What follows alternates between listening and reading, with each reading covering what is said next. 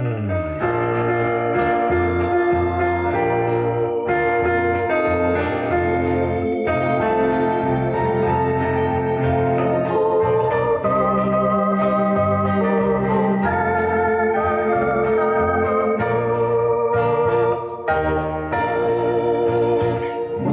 antes de que eu chegar, Deus me escolheu. Nesta terra me fez habitar, e aqui estou. Me acompanha por onde eu vou, e ama. Graças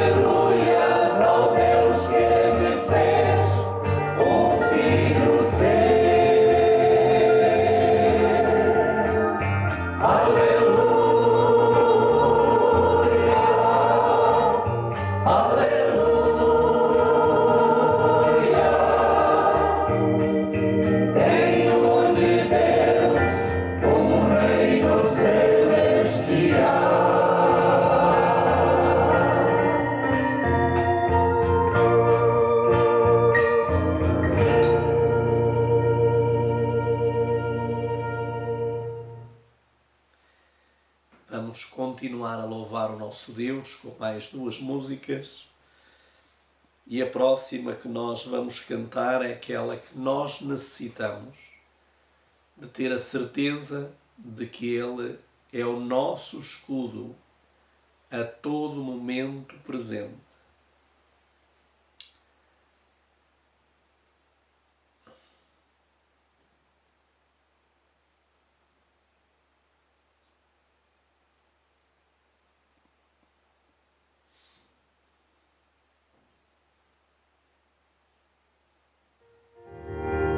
Por toda a minha vida,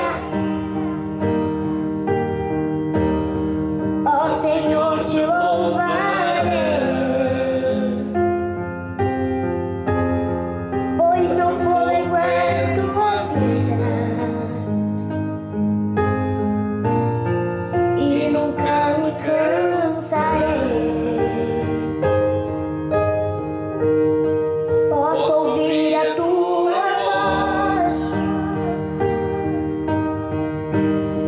é mais doce do que o mel, que me tira desta cova e me leva até o céu. Já vi fogo e terremoto, vento forte que passou. Já vivi tantos perigos, mas tua voz me acalmou.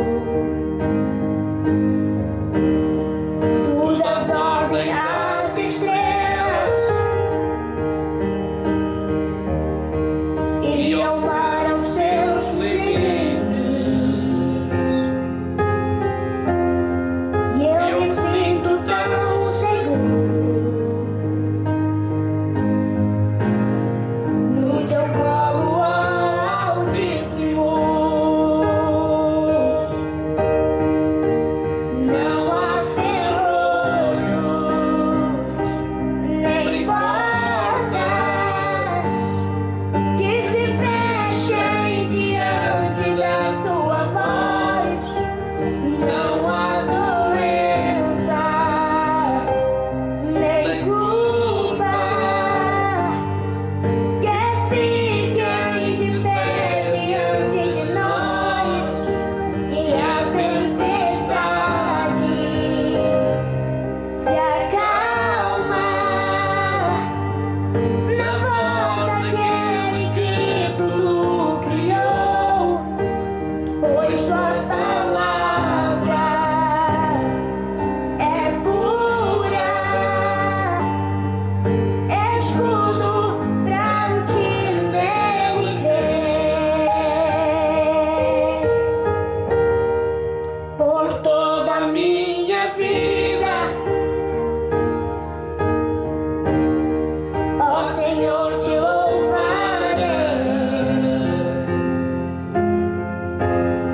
pois não foi igual tua vida e nunca me cansarei.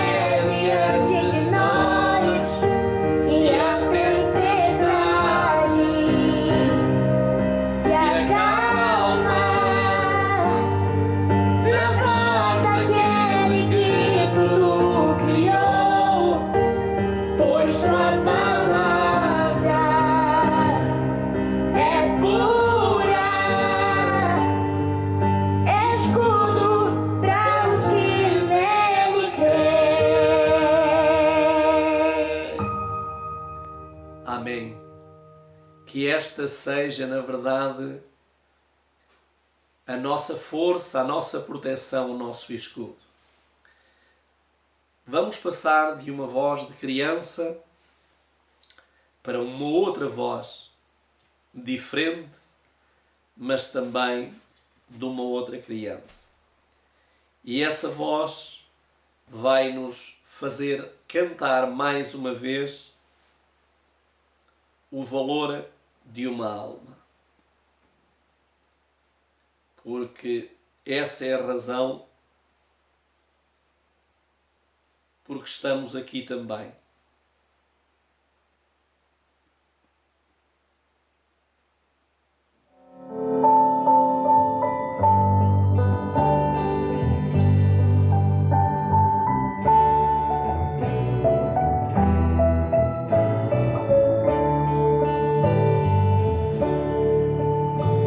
Irmão, você sabe o valor que tem uma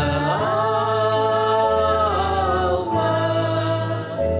Nem todos os recursos humanos poderiam pagar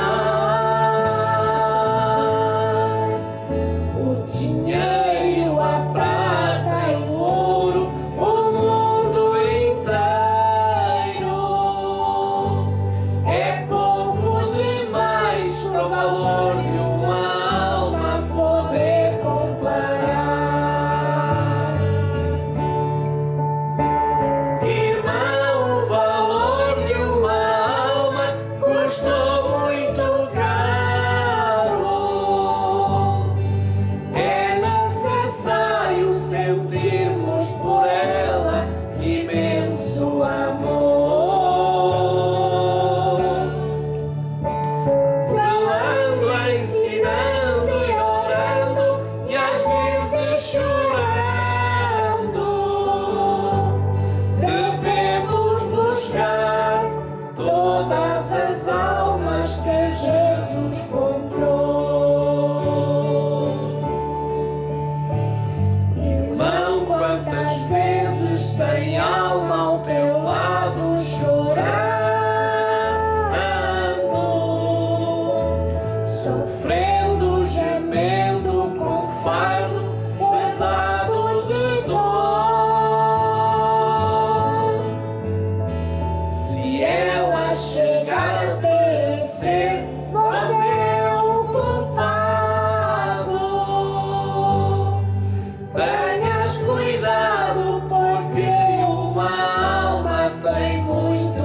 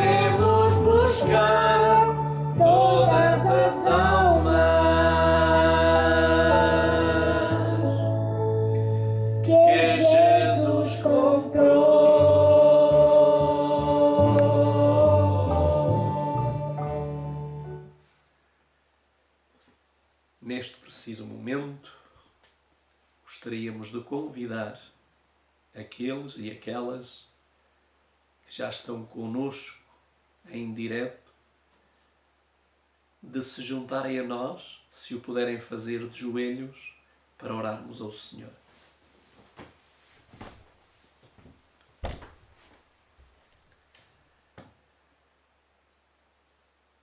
Pai nosso que estais no céu,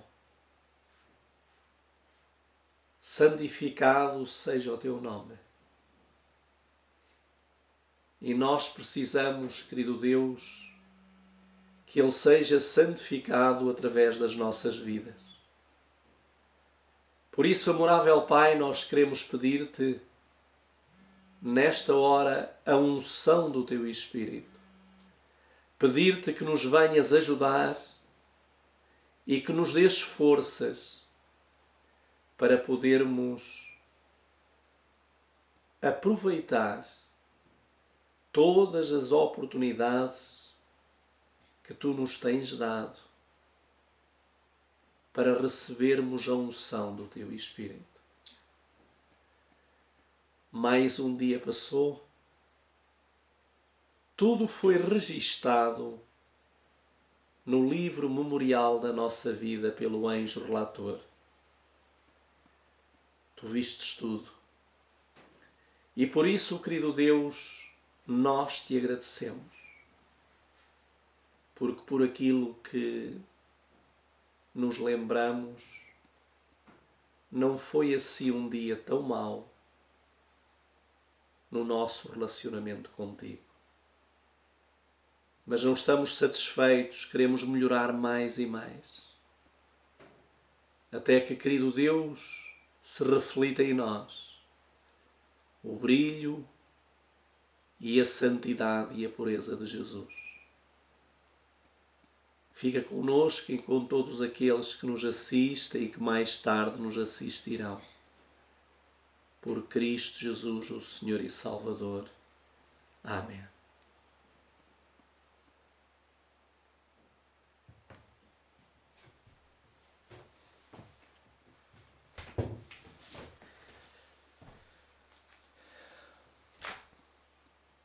Gostaria que, para a introdução e conclusão do 5º capítulo do livro O Grande Conflito ou a Grande Controvérsia, nós pudéssemos abrir as Escrituras no Salmo 126. Salmo 126.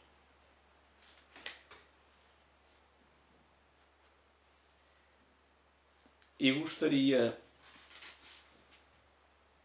que pudéssemos ler, não é assim um salmo tão grande, pudéssemos ler o salmo na íntegra. Diz assim: quando o Senhor trouxe do cativeiro os que voltaram a Sião, e estávamos com aqueles que sonham. Então a nossa boca se encheu de riso e a nossa língua de cântico. Então disseram entre os pagãos: o Senhor fez grandes coisas por eles. O Senhor fez grandes coisas por nós, pelas quais estamos alegres. Traz-nos outra vez do nosso cativeiro ao Senhor, como os córregos do sul.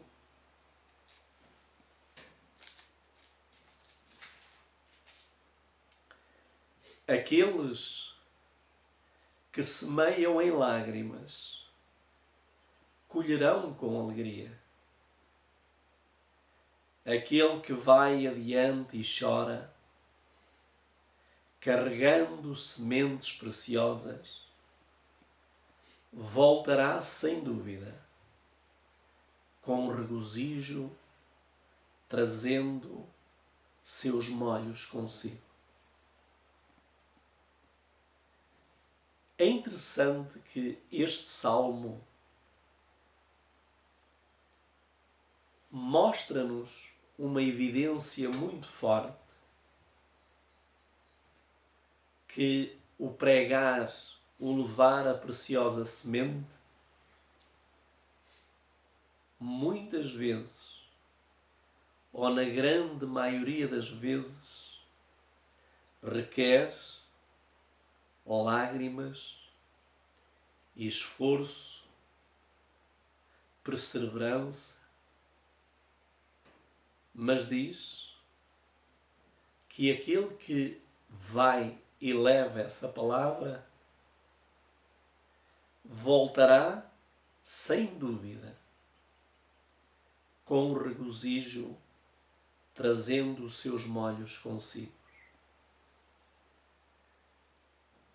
Ainda uma outra passagem que nos fala da importância de espalhar a palavra está num livro de Eclesiastes. E se eu não me engano, no capítulo 11 e versículo 1. 11, exatamente, versículo 1, que diz assim: lança o teu pão sobre as águas, porque o acharás depois de muitos dias. Nós temos vindo a ver que o preço que foi pago por Jesus foi muito elevado para resgatar cada uma das nossas vidas. E a única coisa que Deus nos pede em troca, além da nossa salvação, de aceitarmos a nossa salvação, é cooperar com a salvação de outros. É tudo o que Deus nos pede. Ele quer que sejamos salvos e que cooperemos com Ele para que outros se salvem também. Esta manhã fiquei surpreendido porque recebi uma mensagem e tive dificuldade em identificar, ou talvez não, mas na primeira impressão que eu li a mensagem, tive uma certa dificuldade de saber de onde vinha a mensagem. Ela foi-me enviada para o WhatsApp e há pessoas que eu tenho no WhatsApp que nem todas estão identificadas, porque é muita gente e eu ainda não tive o cuidado de identificar cada número com o respectivo nome. E nessa mensagem que eu recebi, dizia assim: vocês vão estar aí no sábado. Posso me juntar a vós? E a mensagem terminou.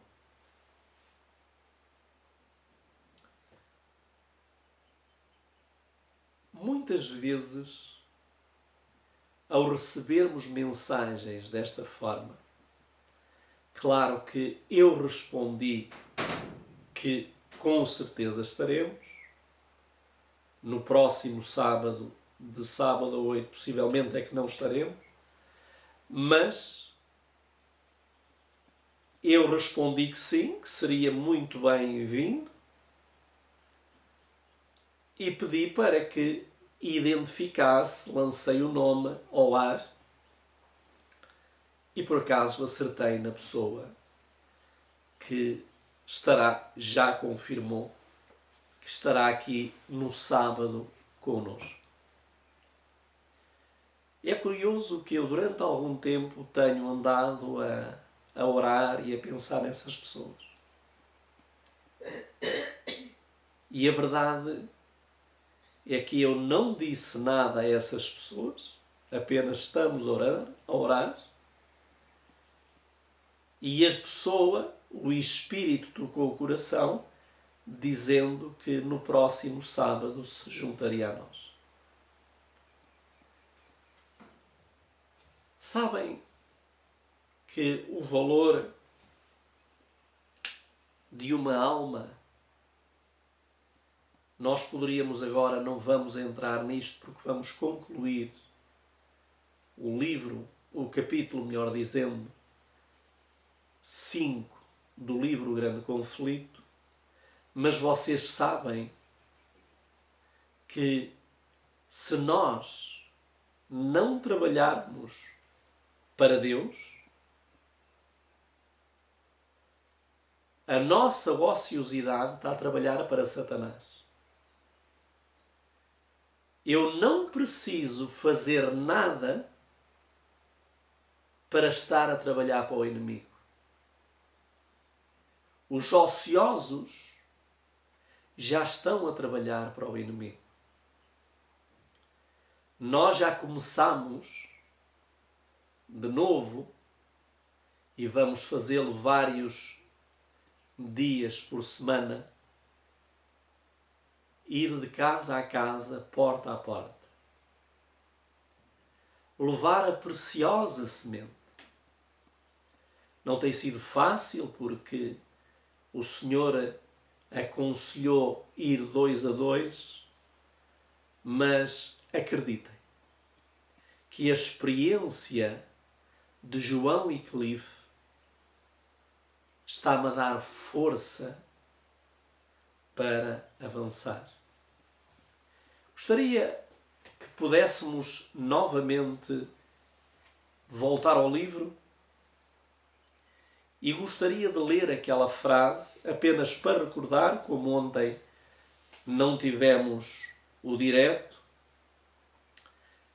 Vocês sabem que depois de João Wycliffe, já também falaremos sobre João Hus, de João Wycliffe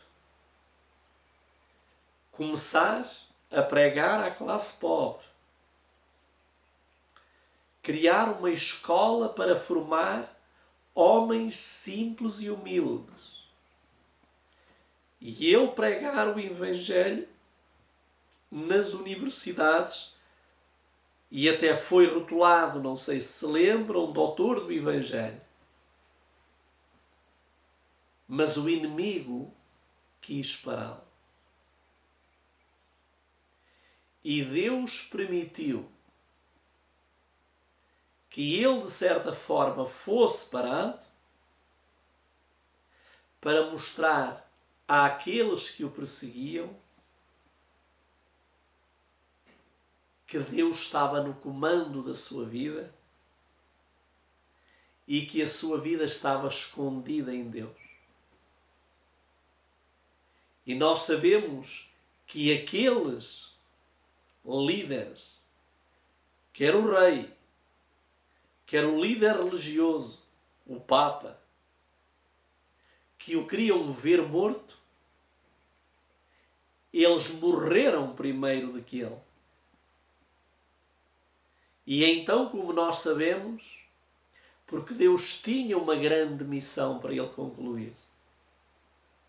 E a missão que ele tinha para concluir era a tradução da Bíblia para o inglês.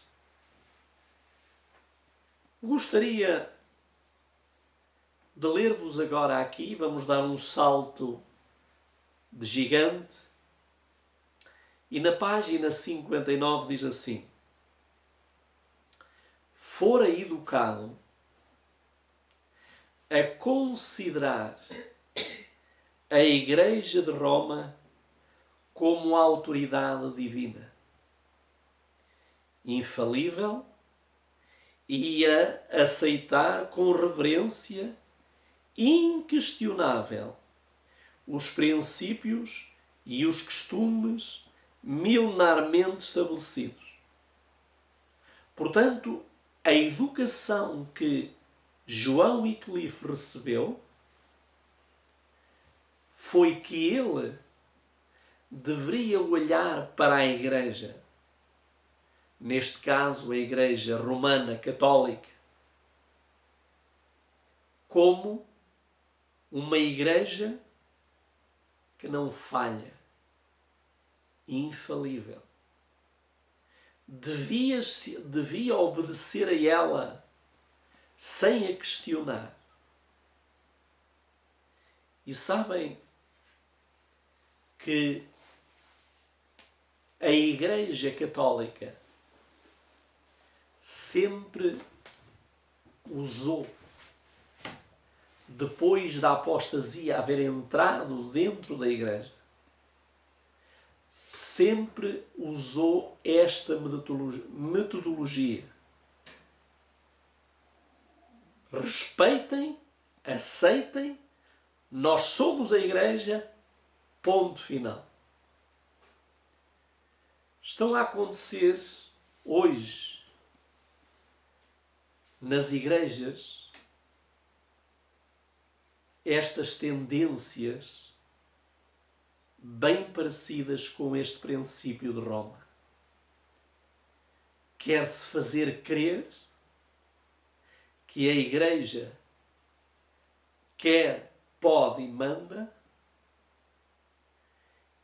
e quer-se fazer crer que o líder que está à frente da Igreja tem que ser obedecido sem resistência e num ato de submissão. Só que diz que João Wycliffe, tendo sido educado desta forma, mas à medida que o Espírito Santo ia trabalhando na sua vida,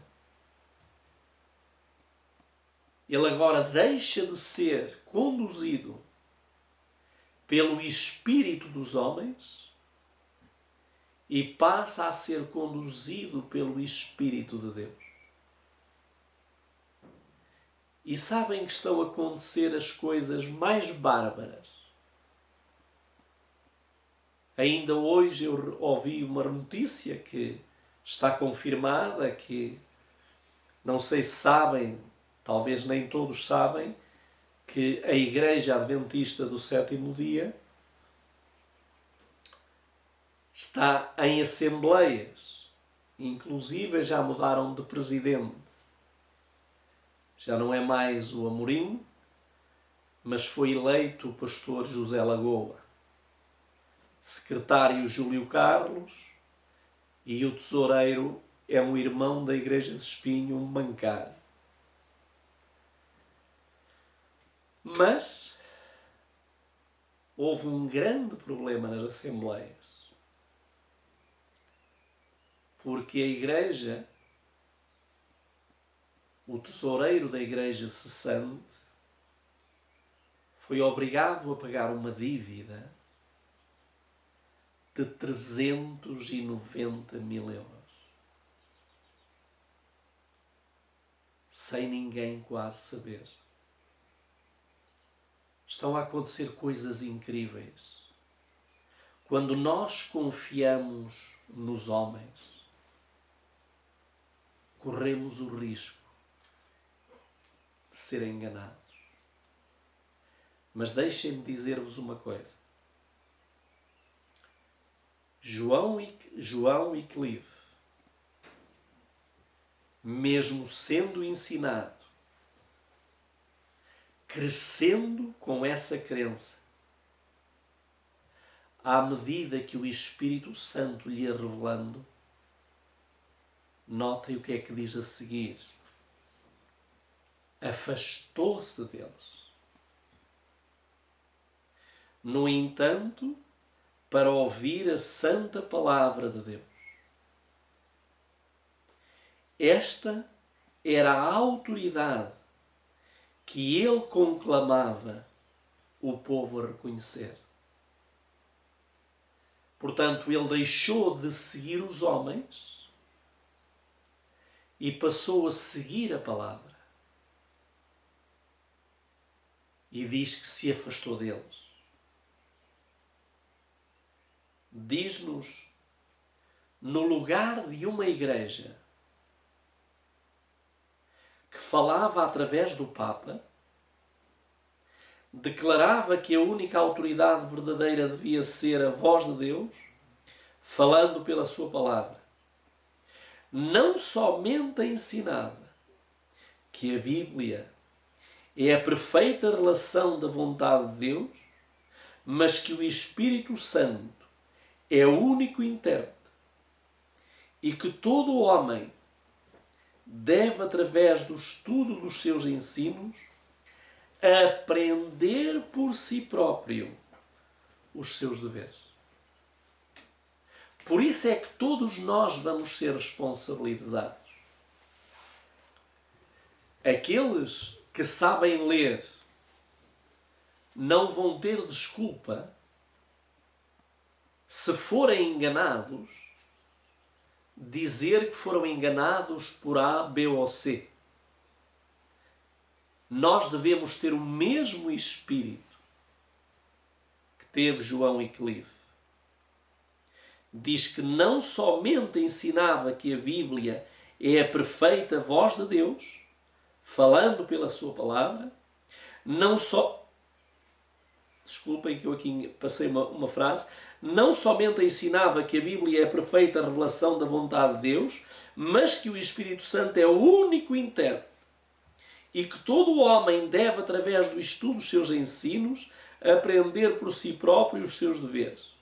Dessa maneira, fazia com que os homens desviassem a sua mente do Papa e da Igreja Romana para a Palavra de Deus.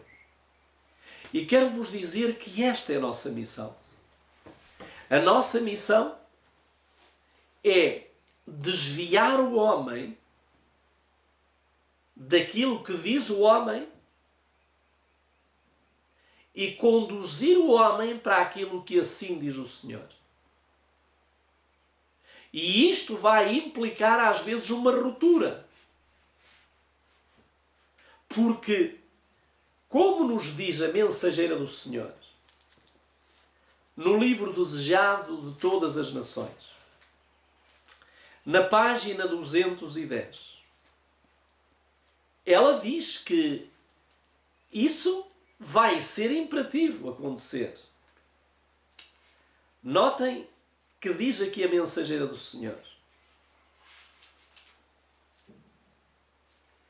o Sinédrio rejeitara a mensagem de Cristo e intentava matá-lo. Portanto, Jesus partiu de Jerusalém e afastou-se dos sacerdotes do templo, dos guias religiosos, do povo que fora instruído na lei, e voltou-se para outra classe. Portanto, vimos que Jesus fez o mesmo. E aqui, a mensageira do Senhor diz, falando dos nossos dias, em nossos dias, poucos dos professos seguidores da Reforma são atuados pelo Espírito da mesma. Quer dizer que aqueles que hoje estão a fazer um trabalho de reformadores, trazer a verdade à de cima e enterrar o erro, as pessoas olham para eles e desprezam-nos. Notem que ela diz aqui: poucos estão à escuta da voz de Deus e prontos a aceitar a verdade, seja qual for a maneira por quem se apresentar. Reparem, são poucos e as pessoas não querem ouvir esses poucos. E diz aqui: muitos os que seguem os passos dos reformadores, como João e Clive,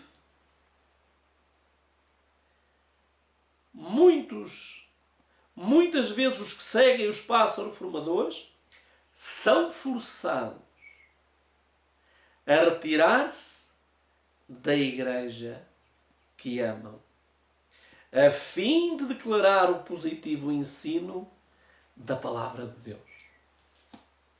Portanto, este princípio não é um princípio que foi imposto por João Luz. Este princípio foi um princípio que o Espírito Santo inculcou na mente de João Wycliffe, para que quando ele visse o erro a tomar o lugar da verdade, o combatesse e se afastasse. Vamos voltar à página para ver o que nos diz a seguir. O caráter de Wycliffe é um testemunho do poder educador e transformador das Sagradas Escrituras. Foi a Bíblia que fez dele o que ele foi. Reparem que a Bíblia fez do Wycliffe aquilo que ele foi. E o que é que ele foi? Um homem de fé, um homem fiel, um homem de compromisso, um homem que nada temia. Tudo isso foi a Bíblia, a leitura desse santo livro, que o tornou como ele desceu à sepultura. Diz: o esforço para apoderar-se das grandes verdades da revelação comunica vivacidade e vigor a todas as faculdades, alarga o intelecto, aguça a percepção e amadurece o juízo. O estudo da Bíblia enobrecerá a todo o pensamento, sentimento e aspiração como nenhum outro estudo. Proverá estabilidade de propósito, paciência, coragem e fortaleza. Refinará o caráter e santificará a alma. Portanto, já vimos que somente através da Escritura. Por isso Jesus disse: santifica-os na verdade. A tua palavra é a verdade. Sem santidade, ninguém verá a Deus. Sede santos, como eu sou santo. Só através da Bíblia, da leitura e de também exercer fé nela e pô-la em prática. Diz-nos aqui: as doutrinas ensinadas por Wycliffe continuaram a espalhar-se por algum tempo. Os seus seguidores, conhecidos como Wycliffitas e Lollardos, não apenas atravessaram a Inglaterra, mas espalharam-se por outras terras, levando o conhecimento do Evangelho. Agora que o seu líder fora retirado, os pregadores trabalhavam com zelo ainda maior do que antes, e as multidões aglomeravam-se para ouvir-lhes os ensinos. Alguns da nobreza e até a esposa do rei estavam entre os conversos. Que grande escola João Wycliffe deixou na terra! Aliás, deixem-me corrigir aquilo que eu disse. Que grande escola o Espírito Santo deixou usando Wycliffe e os seus alunos, ao ponto de até a rainha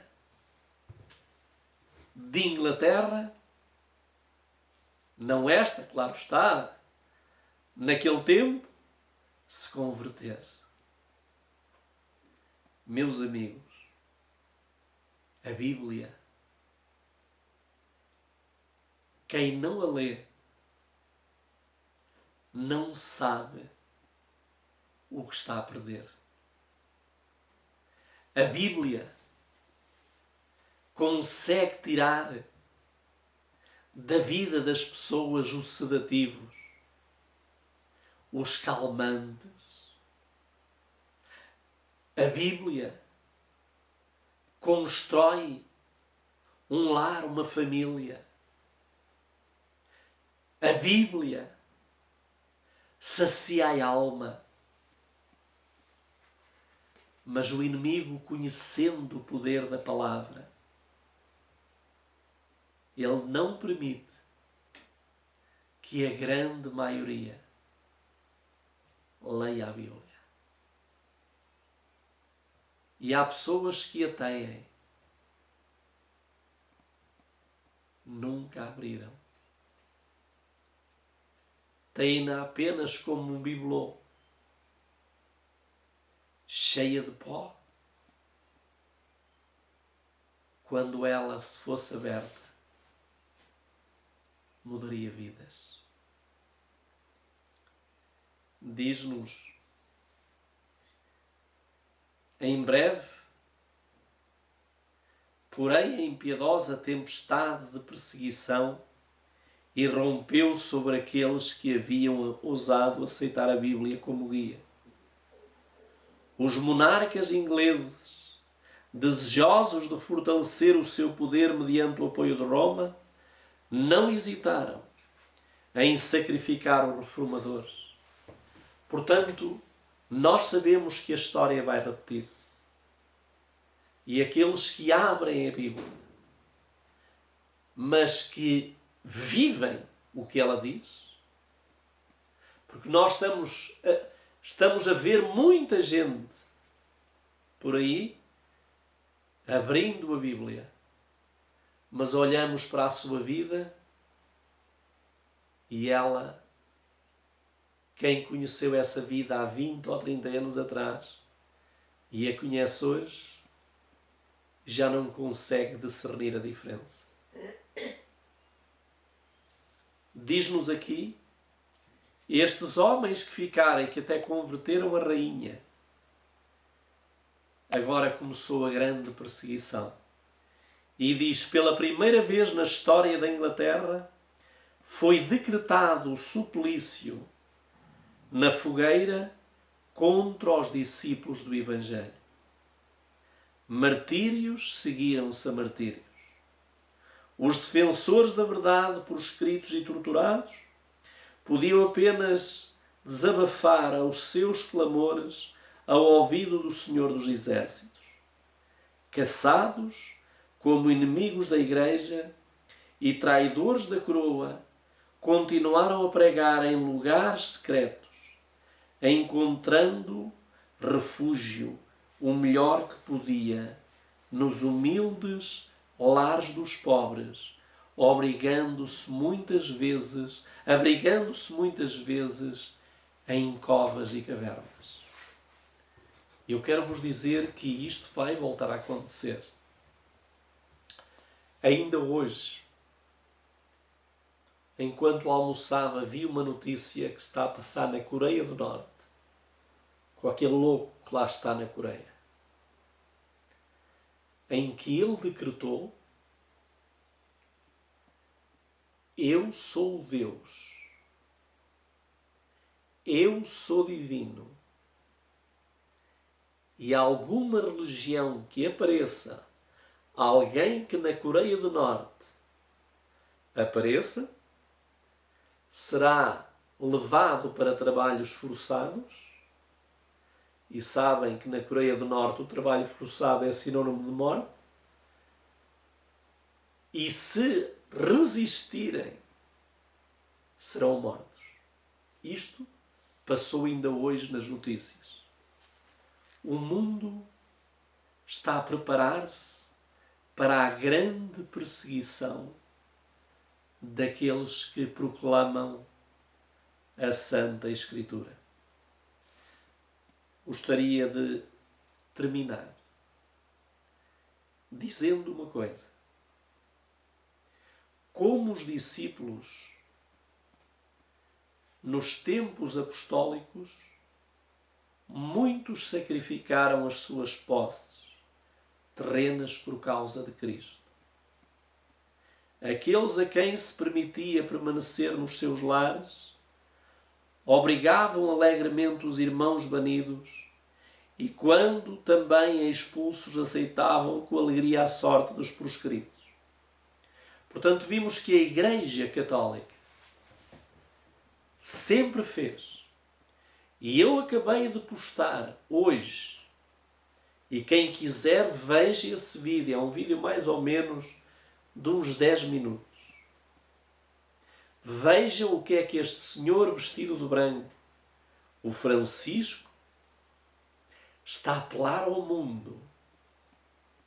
Mas só quem conhece a Escritura é que se apercebe que o tempo daqueles que são fiéis a Deus e que guardam os seus mandamentos, e em especial o santo dia de sábado, é curto. Veja o vídeo em que ele diz que tem que acontecer a unidade. O mundo tem que se unir e haver só uma religião. Eu também gostaria que assim fosse. Mas que a religião que viesse a existir fosse baseada naquilo que está escrito nas Escrituras Sagradas. Que o dia que se tivesse que guardar fosse o sábado e não o domingo, como eles querem. E hoje já há países que estão a submeter-se. E sabem que esta guerra na Ucrânia e também em Rússia, esta guerra é o meio para precipitar todas as coisas. Para a fome, para o caos. Ainda hoje fui buscar gasolina e a senhora que estava nas bombas me disse: isto é o fim. Com um semblante bastante triste, ela disse: isto é o fim. E eu disse: é verdade. Deixem-me concluir que, apesar da perseguição que houve naquela altura, apesar de os líderes religiosos e políticos pensarem que iriam silenciar pelo medo aqueles que pregavam a palavra, notem o que aconteceu e que a história confirma. Os papistas fracassaram a executar a sua vontade contra o Wycliffe durante a vida. E o seu ódio não se satisfaria enquanto o corpo do reformador repousasse tranquilamente na sepultura. Por decreto do Concílio de Constança, mais de 40 anos após a sua morte, os seus ossos foram exumados, queimados publicamente e as cinzas atiradas num riacho vizinho. Veja o que eles fizeram. 40 anos para se vingarem. Queimaram os seus ossos. Diz-nos, o riacho, diz o antigo escritor, levou as suas cinzas para o Avon para o Severne para os estreitos mares, e estes para o grande oceano.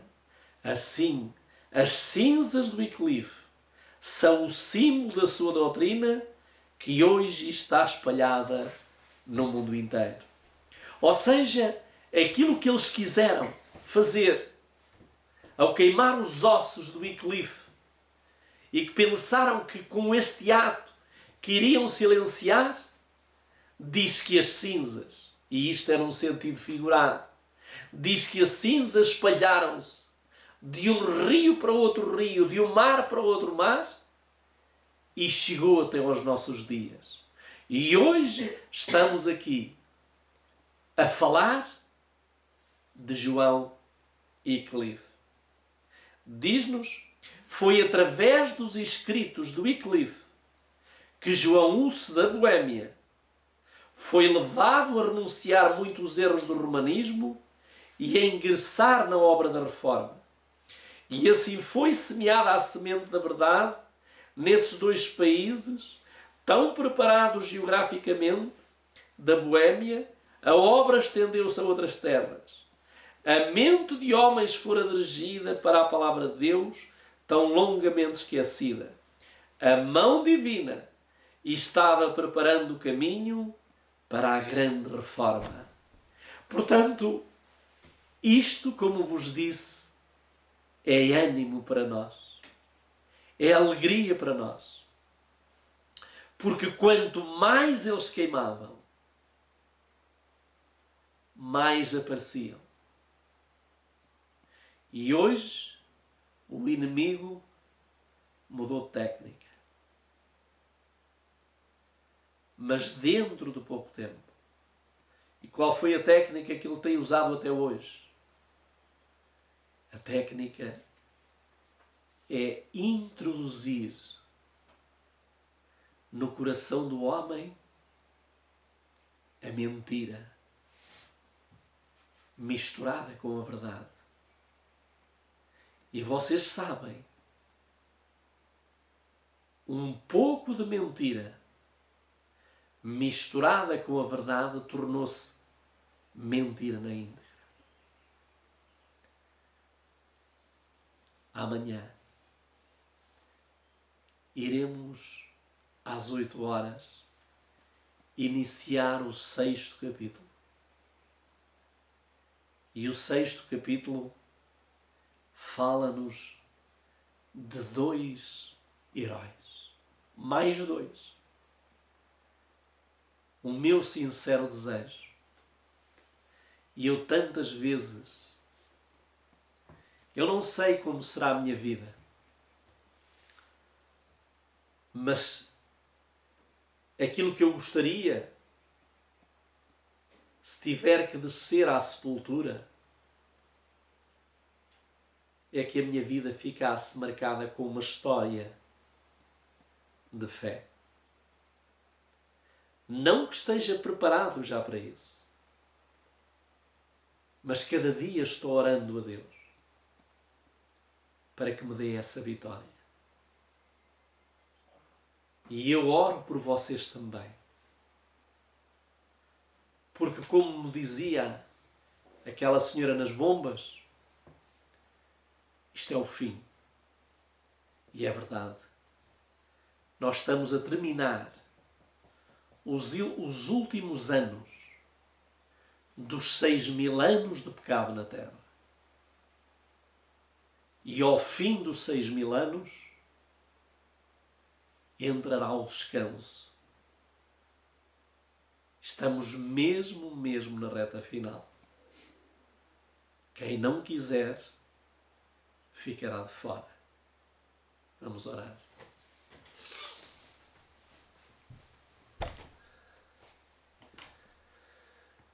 Senhor nosso Deus, muito obrigado. Obrigado porque homens como João Wycliffe marcam as nossas vidas. É verdade que nós não o conhecemos, mas por aquilo que nós lemos dele,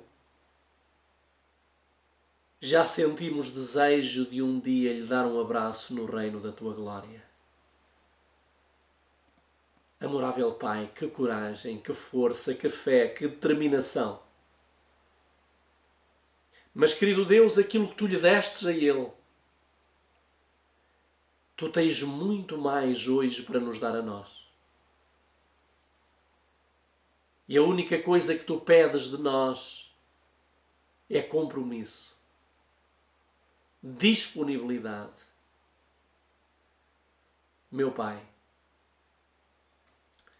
Tu sabes as vezes que hoje dobramos os joelhos. E aquilo que nós Te pedimos, querido Pai, é que Tu mudes a nossa vida. Ajuda-nos, Senhor, a ser como estes homens. Mas como nós lemos, querido Deus, a Tua palavra é que nos ajuda a ser santos. Porque Tu dizes, santifica-os na verdade, a Tua palavra é a verdade. Que através de Jesus Cristo, nosso Senhor e Salvador, os nossos pecados sejam lançados nas profundezas do oceano. E que nos dês mais e mais sabedoria. Fica com todos aqueles e aquelas, Pai. Eu sei que possivelmente para alguns não é fácil. Porque aquilo que têm estado a ouvir, têm vindo a ouvir, Senhor, é complicado. Aquilo que se passa com eles já se passou connosco. E nós aquilo que queremos é que Tu lhe dês forças e coragem para que eles não desprezem a oportunidade que Tu estás a dar às suas vidas. Este mundo vai acabar. Este mundo vai ser destruído. Com nós ou sem nós, será destruído. Será reduzido a cinzas. Mas aqueles que são Teus andarão sobre essas cinzas. Dá-nos, pois, a Tua paz para nós e para aqueles que nós aqui representamos. Salva-os, Senhor, também para o Teu reino. Em nome de Jesus. Amém.